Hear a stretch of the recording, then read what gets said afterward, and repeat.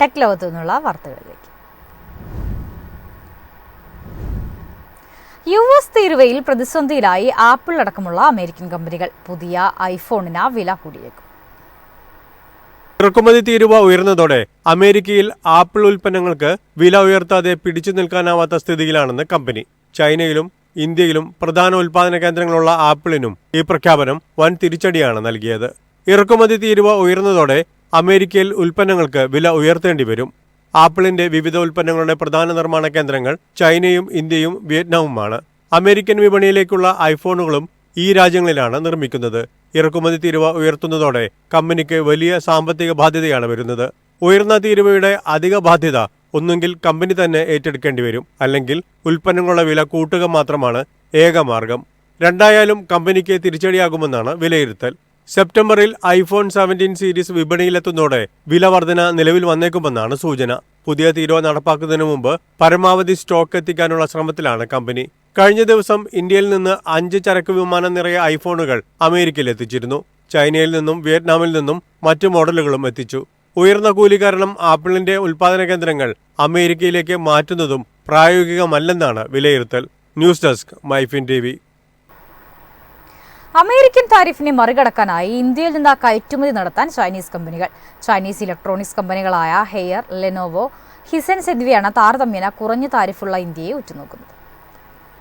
China, Vietnam, Thailand, Taiwan എന്നീ രാജ്യങ്ങളെ അപേക്ഷിച്ച് കുറഞ്ഞ താരിഫാണ് ഇന്ത്യക്ക് മേൽ US ചുമത്തിയിട്ടുള്ളത്. അതിനാൽ ഇന്ത്യയിൽ നിന്നുള്ള കയറ്റുമതി വർദ്ധിപ്പിക്കുന്നത് സംബന്ധിച്ച് ചൈനീസ് കമ്പനികൾ വിവരങ്ങൾ പരിശോധിച്ചുകൊണ്ടിരിക്കുകയാണെന്നാണ് വിവരം.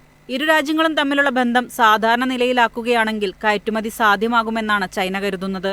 നിക്ഷേപങ്ങളിൽ ഇന്ത്യയുടെ കർശനമായ നിയമങ്ങൾ ലഘൂകരിക്കുമെന്നും അവർ പ്രതീക്ഷിക്കുന്നു. ഉൽപാദനം തുടങ്ങുന്നതിനായി ചൈനയിൽ നിന്ന് ഇന്ത്യയിലേക്ക് മോൾഡുകൾ ഇറക്കുമതി ചെയ്യുന്നതിനുള്ള സാധ്യതകൾ ഹെയർ അന്വേഷിക്കുന്നുണ്ടെന്നാണ് സൂചന. US-ൽ GE ബ്രാൻഡിന് കീഴിൽ വിൽക്കുന്ന എയർ കണ്ടീഷണറുകൾ, മൈക്രോവേവ് ഓവനുകൾ, മറ്റ് വീട്ടുപകരണങ്ങൾ എന്നിവയുടെ മോൾഡുകൾ ഉപയോഗിച്ച് ഗ്രേറ്റർ നോയിഡയിലെയും പൂനെയിലെയുമുള്ള ഫാക്ടറികളിൽ പുതിയ അസംബ്ലി യൂണിറ്റുകൾ സ്ഥാപിക്കുന്നതിന് ഉപയോഗിക്കും. Haier, Hisense, Lenovo, Motorola, Oppo, Vivo, TCL തുടങ്ങിയ ചൈനീസ് ബ്രാൻഡുകൾക്ക് US-ൽ ആവശ്യക്കാരുണ്ട്. ഇന്ത്യയിൽ കരാർ അടിസ്ഥാനത്തിൽ നിർമ്മിക്കുന്ന ഉൽപ്പന്നങ്ങൾ കയറ്റുമതി ചെയ്യുന്നതിനായി കമ്പനികൾ തയ്യാറെടുക്കുന്നതായും റിപ്പോർട്ടുണ്ട്. News desk MyFin TV.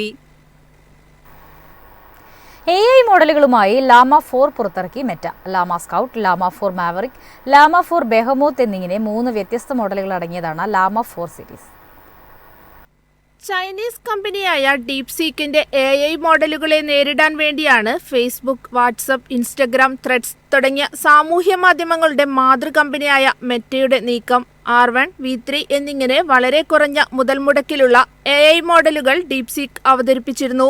AI മോഡലുകൾ വികസിപ്പിക്കുന്നതിൽ വൻ നിക്ഷേപം നടത്തിയ OpenAI, മെറ്റ, ഗൂഗിൾ എന്നിവർക്കെല്ലാം വൻ തിരിച്ചടിയായിരുന്നു ഇത്. മെറ്റയുടെ നിലവിലുണ്ടായിരുന്ന AI മോഡലുകളെ അപേക്ഷിച്ച് വലിയ മുന്നേറ്റം നടത്താൻ ഡീപ്സീക്കിന്റെ മോഡലുകൾക്ക് കഴിഞ്ഞിരുന്നു. ഇതോടെ കൂടുതൽ ശക്തമായ മോഡലുകൾ അവതരിപ്പിക്കാൻ ലോകത്തെ ഏറ്റവും വലിയ സോഷ്യൽ മീഡിയ കമ്പനിയായ മെറ്റ തീരുമാനിക്കുകയായിരുന്നു. ലാമ 4 സീരീസിന്റെ സ്കൗട്ടും മാവറിക്കും മാത്രമാണ് മെറ്റ ഇതുവരെ പുറത്തിറക്കിയത്. ഹഗ്ഗിംഗ് ഫേസ് പോലുള്ള മെറ്റയുടെ പങ്കാളി പ്ലാറ്റ്ഫോമുകളിൽ ഇവ കിട്ടും. എന്നാൽ ലാമ 4 ബെഹമോത്ത് മോഡൽ ഇപ്പോഴും നിർമ്മാണ ഘട്ടത്തിലാണ്. വാട്സ്ആപ്പ്, ഇൻസ്റ്റഗ്രാം, മെസ്സഞ്ചർ എന്നിവയുൾപ്പെടെയുള്ള മെറ്റയുടെ പ്ലാറ്റ്ഫോമുകളിൽ ലാമ 4 ലഭിക്കുമെന്ന് കമ്പനി അറിയിച്ചു. News desk MyFin TV. ബൈക്കിന് പകരം 4 കാലുകളുള്ള യന്ത്രകുതിര. വാഹനരംഗത്ത് വൻ കുതിപ്പുമായി കോർലിയോ എന്ന ഓഫ് റോഡ് വാഹനത്തെ അവതരിപ്പിച്ച കവാസാക്കി. ജപ്പാനിലെ ഒസാക്കയിൽ നടന്ന എക്സ്പോ 2025-ലാണ് ഹൈഡ്രജനിൽ പ്രവർത്തിക്കുന്ന കോർലിയോയെ പരിചയപ്പെടുത്തിയത്. ചക്രങ്ങൾക്ക് പകരം 4 കാലുകളുള്ള യന്ത്രകുതിര. ഓടാനും ചാടാനും കഴിയുന്ന കോർലിയോയ്ക്ക് മല കയറാനും ഇറങ്ങാനും അനായാസം കഴിയും. കുതിര സവാരിക്ക് തുല്യമായി ഡ്രൈവറുടെ ചലനങ്ങൾക്കനുസരിച്ച് വാഹനം മുന്നോട്ട് നീങ്ങും. മോട്ടോർ സൈക്കിളിന്റെ ഊർജ്ജവും നൂതന റോബോട്ടിക് സാങ്കേതികവിദ്യയും സംയോജിപ്പിച്ച് ദുർഘടമായ പ്രദേശങ്ങളിലൂടെ സഞ്ചരിക്കാനും ഈ ഹൈഡ്രജൻ പവർ മെഷീന് സാധിക്കുമെന്ന് നിർമ്മാതാക്കൾ അവകാശപ്പെട്ടു. 2050ഓടെ ഗതാഗത മാർഗങ്ങളിൽ വന്നേക്കാവുന്ന മാറ്റത്തെയാണ് കോർലിയോയിലൂടെ ദൃശ്യമാകുന്നത്. വാഹനങ്ങളിലെ ചക്രങ്ങൾക്ക് പകരം ഓഫ് റോഡിംഗ് ശേഷിയുള്ള കാലുകളും കൈകളും ഉപയോഗിച്ചാണ് ഇവ സഞ്ചരിക്കുക. കാലുകളിലെ റബ്ബർ കൊണ്ട് നിർമ്മിച്ച കുളമ്പ് പുല്ല്, ചരൽ, പാറ തുടങ്ങിയ പ്രതലങ്ങളിൽ പൊരുത്തപ്പെടുന്നതിന് അനുയോജ്യമായാണ് നിർമ്മിച്ചിരിക്കുന്നത്. News desk MyFin TV.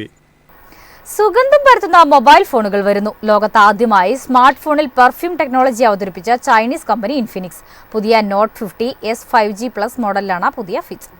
Phone energising saint tech എന്ന് വിളിക്കുന്ന ഒരു ഫീച്ചറാണിത്.